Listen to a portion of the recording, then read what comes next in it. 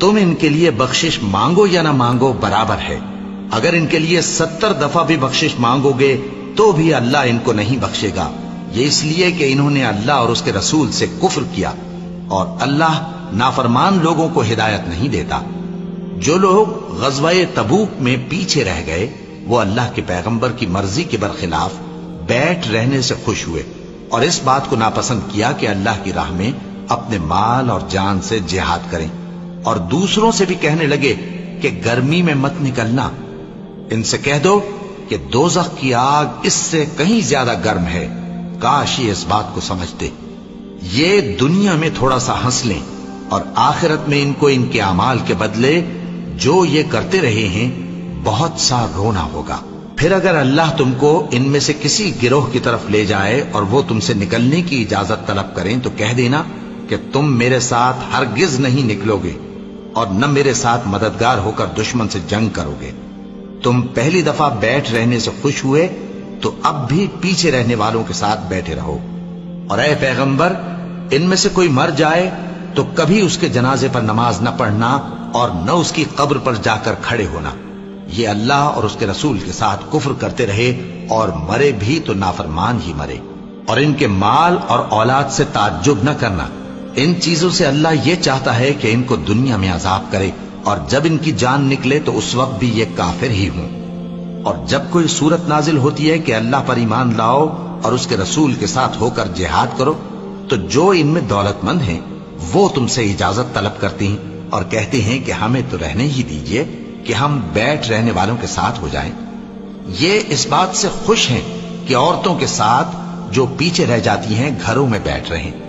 ان کے دلوں پر مہر لگا دی گئی ہے سو یہ سمجھتے ہی نہیں.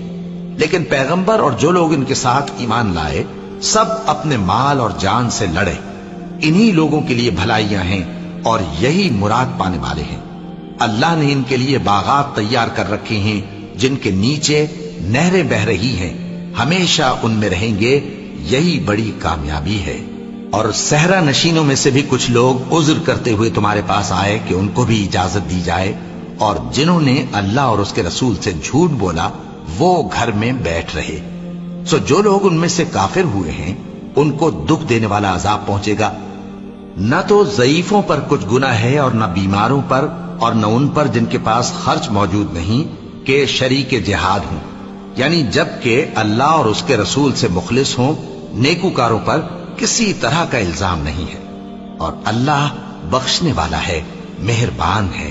اور نہ ان بے سر و سامان لوگوں پر الزام ہے کہ جو تمہارے پاس آئے کہ ان کو سواری دو، اور تم نے کہا کہ میرے پاس کوئی ایسی چیز نہیں جس پر تم کو سوار کروں، تو وہ لوٹ گئے، اور اس غم سے کہ ان کے پاس خرچ موجود نہ تھا ان کی آنکھوں سے آنسو بہ رہے تھے.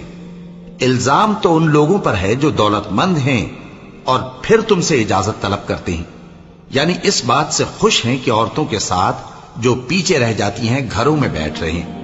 اللہ نے ان کے دلوں پر مہر کر دی ہے، پس وہ سمجھتے ہی نہیں. جب تم ان کے پاس واپس جاؤ گے تو تم سے عذر کریں گے. تم کہنا کہ عذر مت کرو، ہم ہرگز تمہاری بات نہیں مانیں گے. اللہ نے ہم کو تمہارے سب حالات بتا دیے ہیں، اور ابھی اللہ اور اس کا رسول تمہارے عمل کو دیکھیں گے، پھر تم غائب و حاضر کے جاننے والے کی طرف لوٹائے جاؤ گے. تو جو عمل تم کرتے رہے ہو وہ سب تمہیں بتائے گا. جب تم ان کے پاس لوٹ کر جاؤ گے تو تمہارے روبرو اللہ کی قسمیں کھائیں گے تاکہ تم ان سے درگزر کرو، سو ان کی طرف توجہ نہ دینا. یہ ناپاک ہیں اور جو کام یہ کرتے رہے ہیں ان کے بدلے ان کا ٹھکانہ دوزخ ہے.